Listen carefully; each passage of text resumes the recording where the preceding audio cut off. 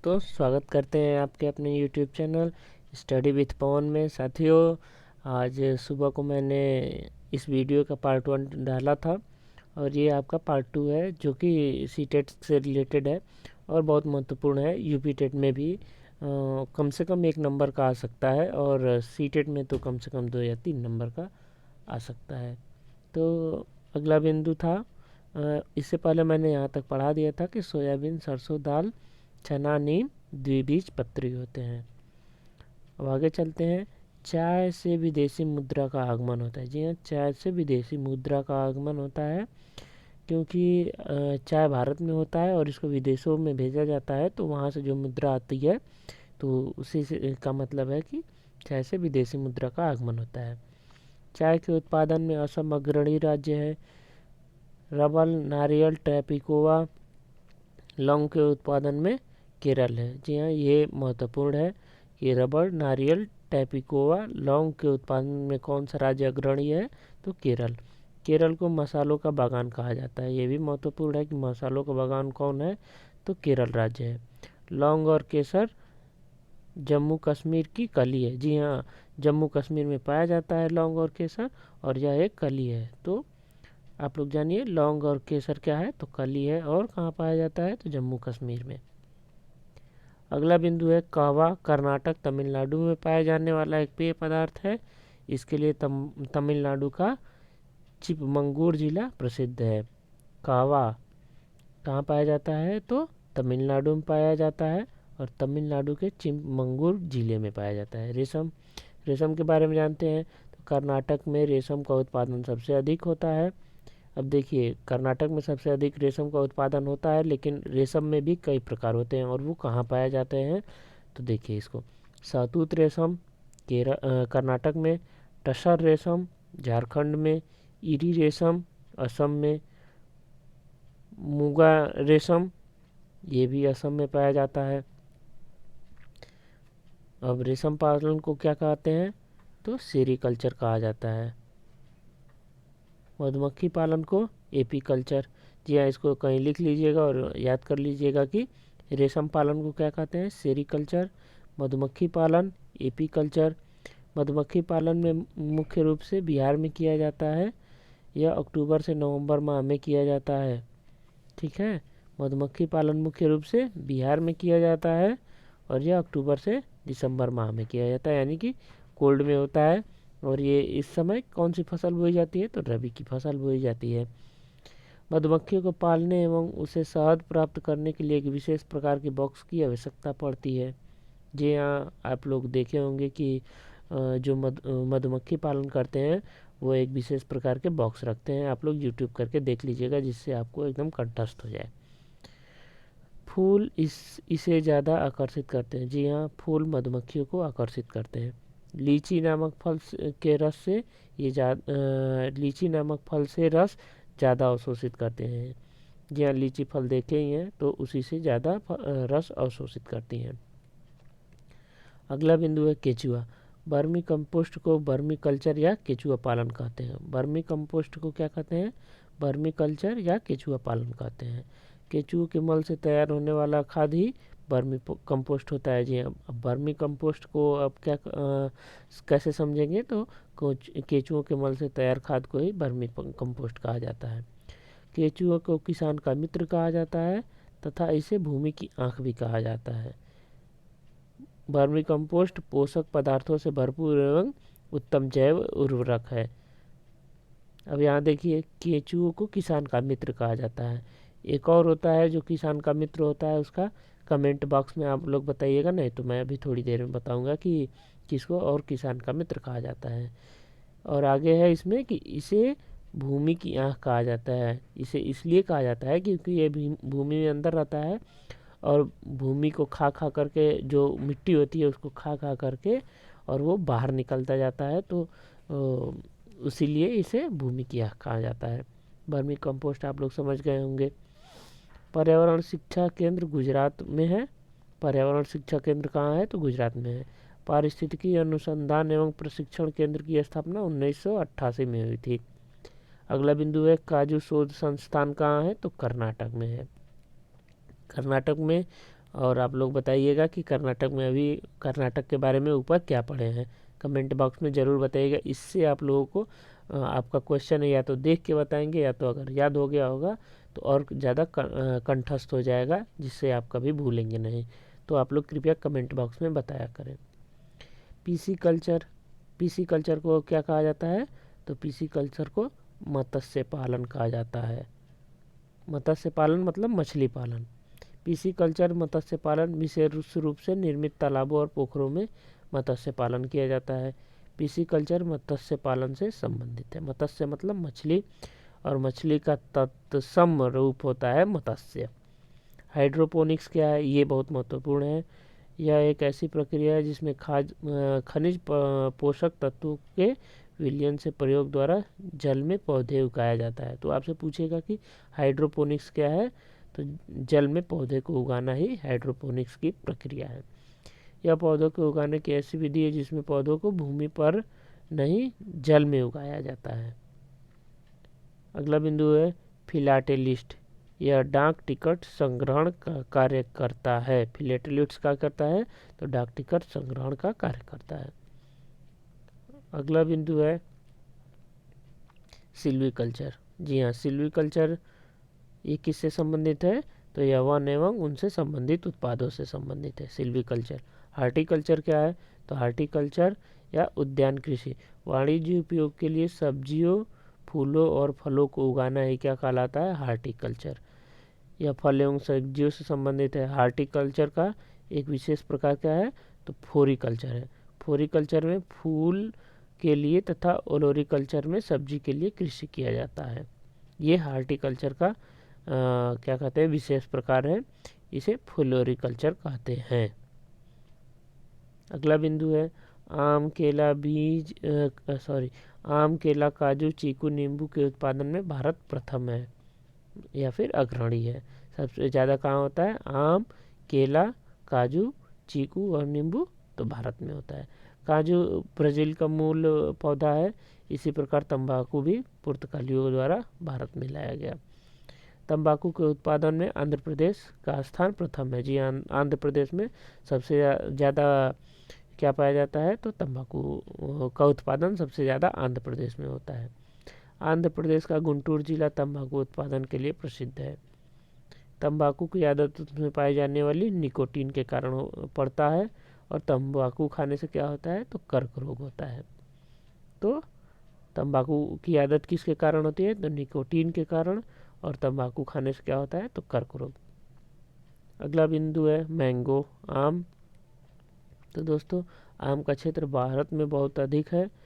आम को पकाने के लिए कैल्शियम कार्बाइड, जिसका रासायनिक सूत्र है CaC2, ये बहुत महत्वपूर्ण है। ये पहले सीटेट में पूछ चुका है सीधे सीधे। का प्रयोग किया जाता है कि इसमें, क्योंकि इसमें एसिटिलीन गैस निकलती है जो फलों को पकाने में सहायक है। इससे पहले ये भी आ चुका है कि फलों को पकाने में कौन सी गैस सहायक होती है? तो एसिटिलीन गैस। विटीकल्चर क्या होता है? तो अंगूरों की खेती को विटीकल्चर कहते हैं। बीज, जी हाँ, अगला बिंदु है बीज। बीज को प्राचीन समय में सूखी लौकी में रखकर उस पर मिट्टी का लेप लगा देते थे और नीम की पत्तियाँ उसमें डाल देते हैं, जिससे इन्हें कीड़ों से बचाती थी, बीजों को कीड़ों से बचाती थी। पौधों के बीज विभिन्न माध्यम से नीचे गिर जाते हैं। जी हाँ, पेड़ पे फल होता है, फल में उसके अंदर बीज होते हैं, तो विभिन्न माध्यम से नीचे गिर जाते हैं, और कपड़ों में या तो किसी कपड़ों पे गिर जाते हैं और चिपक करके, या फिर चप्पल में, या फिर पानी के जरिए, या फिर आंधी तूफान में, या फिर जानवरों के मल के द्वारा एक जगह से दूसरी जगह पहुंच जाते हैं, और इससे उनका दूसरी जगह पे प्रजनन हो जाता है। सोयाबीन की फलियां पककर फट जाती हैं और उसमें से बीज बाहर निकलते हैं। जी हाँ, सोयाबीन का बीज कैसे निकलता है? तो उनकी फलियां जो होती हैं वो पककर फट जाती हैं और उसमें से बीज निकलता है। काली मिर्च, सौंफ, गेहूँ आदि बीज होते हैं। जी हाँ, काली मिर्च, सौंफ, गेहूँ, ये जो सब हम लोग खाते हैं वो क्या है? तो बीज है। नाशपाती, भिंडी, करेला, खीरा, टमाटर, चीकू आदि में बीज होता है। जी हाँ, इसके अंदर बीज होता है। मिट्टी में गोबर मिलाने से मिट्टी में कीड़ा नहीं लगते हैं। कपड़े में बांधा हुआ बीज पानी में भिगोए जाएं, बीज की तुलना में जल्दी अंकुरित हो। जी हाँ, अगर जैसे ज़मीन पे हम बीज बो देते हैं तो उसमें ज़्यादा तेज अंकुरित नहीं होगा, अपितु अगर हम कपड़े में करके और भिगो के उसको रख दें तो जल्दी अंकुरित हो जाता है, क्योंकि कपड़े में बीज सांस लेने के लिए सक्षम है। जी हाँ, अगर कपड़े में बंधा रहेगा बीज तो सांस आसानी से ले लेगा, और ज़मीन के अंदर रहेगा या फिर मिट्टी के अंदर रहेगा तो उससे सांस लेने में कठिनाई होगी और इसका ग्रोथ जल्दी जल्दी नहीं होगा। यदि बीज को कपड़े में बांध दिया जाए और उसमें आधे अंकुरित हो जाएं और आधे नहीं होता, इसको कारण होता है कि बीज खराब थे, यानी कि बीज क्षतिग्रस्त थे, बीज बीच में से टूट गए थे, बीज में कीड़े लग चुके थे। जी हाँ, यही 3 मुख्य कारण हो सकते हैं कि कपड़े में बीज पूरे तरीके से अंकुरित नहीं हुए थे। अगला बिंदु है आपका सब्जियां। जी हाँ, अधिकतर सब्जियां पौधों के फूल होती हैं। अधिकतर सब्जियां पौधों के फूल होती हैं और कुछ सब्जियां पौधों का फूल भी होती हैं। लोहा, आंवला और हरे पत्तीदार सब्जियों में मिलता है आयरन। लोहा का मतलब आयरन। आयरन किस में मिलता है? तो गुड़ में मिलता है, आंवला में मिलता है और हरे पत्तेदार सब्जियों में। आप लोग कमेंट बॉक्स में बताइएगा कि आंवला खाने से कौन सा विटामिन मिलता है। विदेश से आने वाली सब्जियां। जी हाँ, विदेश से कौन कौन सी सब्जी आती हैं? तो हरी मिर्च कहाँ से आई है इसके बीज? तो ये यहाँ पे रहेगा विदेश से आने वाली सब्जियां नहीं, विदेश से आने वाले बीज। जी हाँ, तो हरी मिर्च कहाँ और टमाटर, हरी मिर्च, टमाटर और आलू कहाँ से आया है? तो ये साउथ अफ्रीका से आया है। गोभी और मटर कहाँ से आया है? तो गोभी और मटर यूरोप से आए हैं। काफ़ी, बीन्स और भिंडी अफ्रीका से आई हैं। सोयाबीन कहाँ से आया है? चीन से आया है। कुछ बिंदु हैं जिसके हम जिस भाग को खाते हैं तो वो दिया गया है, ये भी बहुत महत्वपूर्ण है, 1 नंबर में पूछ सकता है। तो दोस्तों, किस फल के या फिर सब्जी के जड़ को खाया जाता है? तो मूली है, इसके जड़ को खाया जाता है। गाजर है, इसके जड़ को खाया जाता है। और चुकंदर है, इसके जड़ को खाया जाता है। तना किन सब्जियों का खाया जाता है? तो आलू का खाया जाता है, प्याज का खाया जाता है और अदरक। इन तीनों का तना खाया जाता है और इन तीनों का जड़ खाया जाता है। पत्ता किसकी खाई जाती है? धनिया की पत्ती खाई जाती है, पत्ता गोभी खाई जाती है और पालक का पत्ता खाया जाता है। बीज, चना, बाजरा, सरसों, गेहूं, धान, ये सब क्या है? तो बीज है। फूल कौन सा है? तो सहजन है, केला है, कचनार है, ये फूल होते हैं। घास, अगला बिंदु है घास। तो घास का पौधा जितना ज़मीन के ऊपर होता है उससे कहीं ज़्यादा ज़मीन के अंदर फैला हुआ होता है। घास की जड़ें बहुत मजबूत होती हैं, इन्हें खुरपी से खोद करके निकाला जा सकता है। जी हाँ, पौधों का काम क्या है? अरे सॉरी, जड़ों का काम क्या है? तो जड़ों का काम पौधों को सहारा देना है और जल तथा खनिज का अवशोषण करना है। ये सीधे सीधे पूछ देगा कि जड़ों का क्या कार्य है, तो आप लोगों को पता ही नहीं होगा कि सहारा देना है, तो आप लोग गलती कर देंगे और उस विकल्प में ये चीज़ें नहीं दी रहेंगी कि खनिजों का अवशोषण भी, तो आप लोगों को पता ही नहीं रहेगा और अन्य बिंदु मार देंगे। तो आप लोग ये भी याद रखिएगा कि जड़ों का क्या कार्य है? तो सहारा भी देना भी एक कार्य है। जिस मैदान में 1 टिन बीज बोए जाते हैं उसे 1 टिन जमीन बोलते हैं। ये अगले साल का पूछा हुआ सीटेट का क्वेश्चन है कि 1 टिन जमीन क्या कहलाता है? कुडुक, अभी इसके पहले 16 तारीख वाले पेपर में कुडुक के बारे में दिया था। तो कुडुक एक झारखंड की आदिवासी जनजाति है और कुडुक भाषा जंगल को तोरंग कहते हैं। कुडुक भाषा में जंगल को तोरंग कहते हैं। और कुडुक कहाँ की भाषा है? तो झारखंड की भाषा नहीं है, सॉरी, जनजाति है। तो कुडुक जनजाति कहाँ की है? ये झारखंड की जनजाति है। दोस्तों, ये उस दिन 16 तारीख में आया था, तो कुछ लड़के भेजे थे कि कुडुक कहाँ की भाषा है, तो इससे तो हमें लगता है कि वो भाषा नहीं पूछा था, वो जनजाति पूछा था कि कुडुक कहाँ की जनजाति है, तो ये झारखंड की जनजाति है। भारत के उत्तरी पूर्वी क्षेत्रों में स्थानीय खेती का रिवाज है, वही स्थानीय या फिर इसका अन्य नाम क्या है? तो झूम खेती नाम है। तो भारत के पूर्वी क्षेत्रों में इसको किया जाता है। कुछ पौधे बिना बोए खेतों में अपने आप उग जाते हैं, जिन्हें खरपतवार कहते हैं। इन्हें निकलना जरूरी होता है, नहीं तो सारा खाद और पानी यही ले लेंगे और फसल कम होगा। अगला बिंदु है क्रोटोन पौधे। जी हाँ, तो आप जानते हैं क्रोटोन पौधे क्या होते हैं। तो क्रोटोन पौधे जमीन के बारे में उस दशा को बता देते हैं, यानी कि सिग्नल देते हैं कि जड़ जमीन, क्रोटोन पौधों की जड़ जमीन में ज़्यादा गहरी नहीं जाती हैं। जब मिट्टी सूखने लगती है तो पौधों की पत्तियां सूखने लगती हैं और झड़ने लगती हैं, जिससे मिट्टी का पता चलता है कि मिट्टी सूख रही है। तो यह एक प्रकार का सिग्नल होता है कि आपको उसमें पानी चलाना है। अगला बिंदु है प्रकाश संश्लेषण। जी हाँ, पत्तियां पादप की खाद्य फैक्ट्रियाँ होती हैं। जल एवं खनिज वाहिकाओं द्वारा पत्तियों तक पहुंचाए जाते हैं। ये वाहिकाएं नली के समान होती हैं जो जड़, तना, शाखाओं तक फैली होती हैं। जी हाँ, तो वेहिकल्स या ये वाहिकाएं होती हैं, तो ये कहाँ तक फैली होती है, तो जड़ में भी रहती हैं, तना में भी रहती हैं, शाखाओं में भी रहती हैं और पत्तियों तक फैली होती हैं। जैसे हमारी नसें होती हैं। वैसल मतलब क्या होता है, तो वाहिकाएं या फिर नसें। तो अगला बिंदु है पत्तियों में हरा वर्णक या पिगमेंट होता है जिसे क्लोरोफिल कहते हैं। तो क्लोरोफिल को क्या कहते हैं, पिगमेंट या फिर वर्णक, इसको भी ध्यान रखिएगा। अगला बिंदु है क्लोरोफिल सूर्य के प्रकाश की ऊर्जा संग्रहण करने में पत्तियां सहायक होती हैं। तो जी अब से क्वेश्चन पूछेगा कि क्लोरोफिल का संग्रहण करने में कौन सहायक होता है, तो पत्तियां होती हैं, जो हरी पत्तियां होती है वो सहायता करती हैं। इस ऊर्जा का उपयोग जल एवं कार्बन डाइऑक्साइड से खाद्य संश्लेषण होता है।